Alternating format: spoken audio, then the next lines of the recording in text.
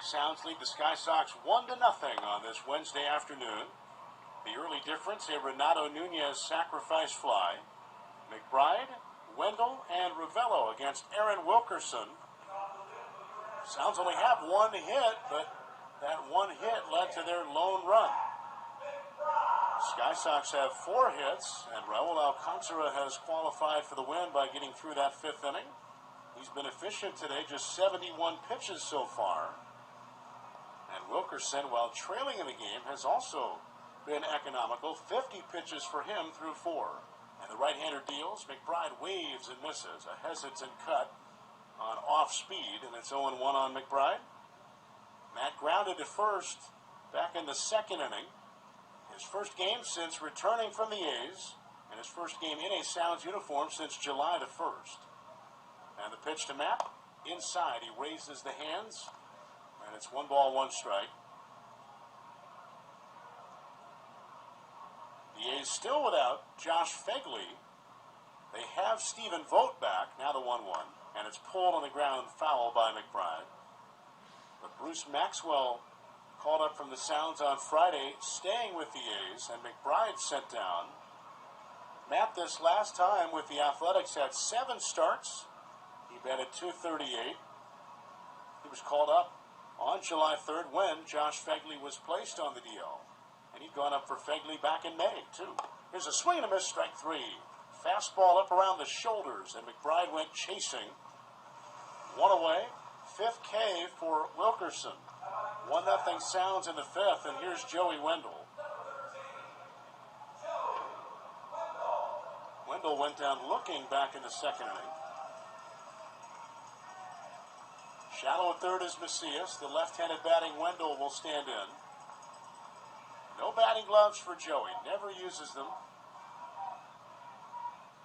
First baseman Cicchini near the line. The outfield playing straight away. Still a little bit of breeze blowing toward the left field corner. And the pitch. Wendell takes way high and outside. Sunshine behind the clouds again. Temperatures in the low 90s on this summer afternoon at First Tennessee Park. Wilkerson's counter, and Wendell swings and misses. Breaking ball low, and Joey couldn't touch it.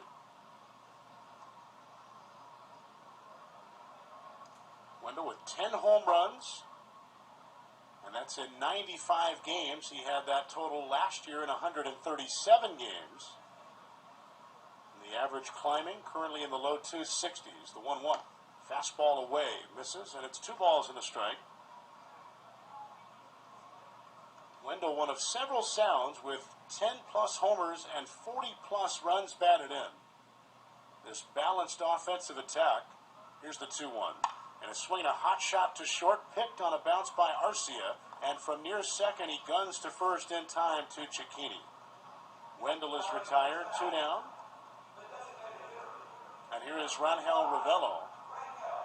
Ravello's in the 40-plus RBI group, but has just 6 home runs. But the Sounds are an offense that is toward the top of the league in runs scored, toward the top of the league in home runs, and doesn't have just one guy with eye-popping numbers. They've got a lot of guys with solid numbers.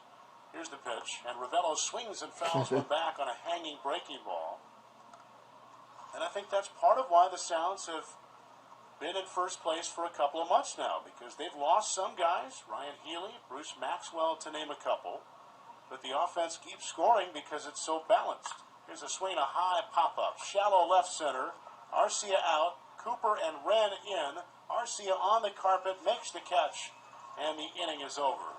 The Sounds go 3 up, 3 down in the 5th, and we head to the 6th inning here at First Tennessee Park. Sounds 1, Sky Sox nothing.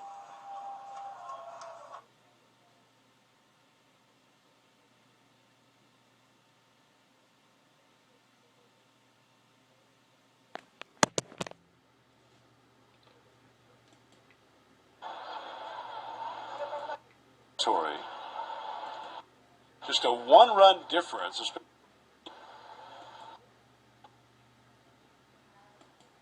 We can identify you on the air if you're the winner.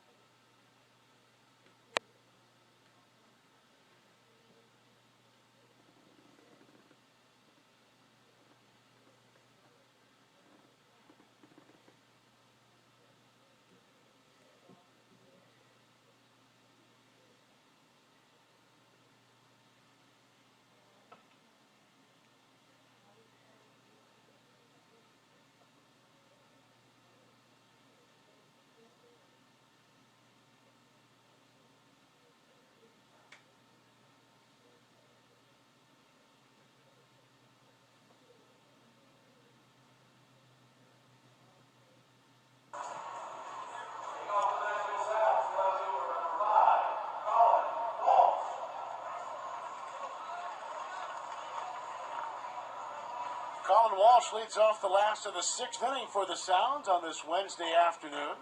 Sounds up 1-0. Walsh, Ladendorf, and Burns against Aaron Wilkerson. And the former Cumberland standout delivers, and there's a strike on the outside corner. Walsh struck out earlier. Switch hitter batting left. Average right around 300. And the 0-1 pitch. And Colin takes another strike on the outside edge, 0-2. Walsh began this year in the big leagues with Milwaukee. He knows a few of these Sky Sox guys who've had some time with the Brewers. The 0-2. And a swing and a miss, and Walsh goes down on 3 pitches. Wilkerson gets his 6th strikeout. And here's Tyler Ladendorf. Our daily trivia question brought to you by your Middle Tennessee Hyundai dealers. Sounds fans show their loyalty in all kinds of ways. Fans of Hyundai simply buy another Hyundai. Proud sponsors of the Sounds. See your local Middle Tennessee Hyundai dealer or visit buyhyundai.com. A ball inside on Ladendorf. I'll give you a trivia question. You need to email your answer to radiobooth@nashvillesounds.com. If you want to try to win the tickets, that's radiobooth@nashvillesounds.com. Ladendorf looks at a strike. And please include your name and what city you're listening from in the email so we can identify you on the air if you're the winner. Here's the 1-1, and it's outside for a ball. And if you're the first correct emailer, you'll win 2 tickets to a game from your Middle Tennessee Hyundai dealers. Now the next offering, and Ladendorf takes it in the dirt. It's 3 balls and a strike. 1-0 Sounds, 6th inning. Colorado Springs, AAA for the Brewers, and of course the Sounds were a longtime Brewers AAA club, so I'm going Brewers today. I think this is gettable for you, though, even if you're not a big Brewers fan. Here's Ladendorf driving one down the left field line to the corner. Cooper over near the side wall, and that's a foul ball. Full count now on Tyler. So today we are looking for the Brewers' all-time leader in games played. Who has played in more games as a Milwaukee Brewer than anybody in their franchise history? The most games played in Brewers history. Here's the 3-2 now. And Ladendorf hits ground ball foul right side. Most games played in Milwaukee Brewers history. If you think you know it, and you want to try to win a couple of tickets, send in your answer to radiobooth@nashvillesounds.com.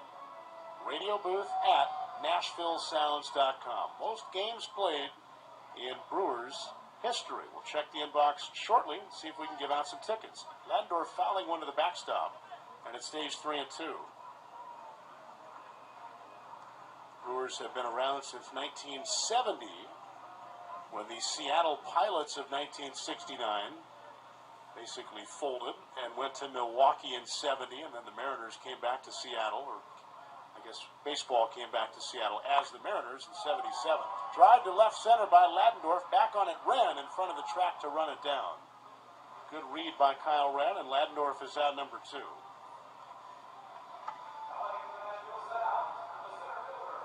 Here's Billy Burns. Burns scored the game's only run back in the 4th inning.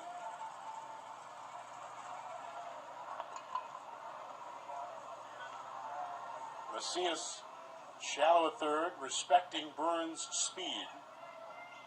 And the switch hitter batting left. Burns takes a strike on the outside edge. Aaron Wilkerson with a pitch count in the low 70s. Alcantara for the Sounds at 91 through 6. Here's the 0-1. And it's inside, but 2 outs in the inning, and there's no bullpen activity, so Alcantara getting a chance to go at least 7 today for the Sounds. And protecting a 1-run lead. Here's the 1-1 to Burns. And Billy loops it foul to the screen. A ball and 2 strikes.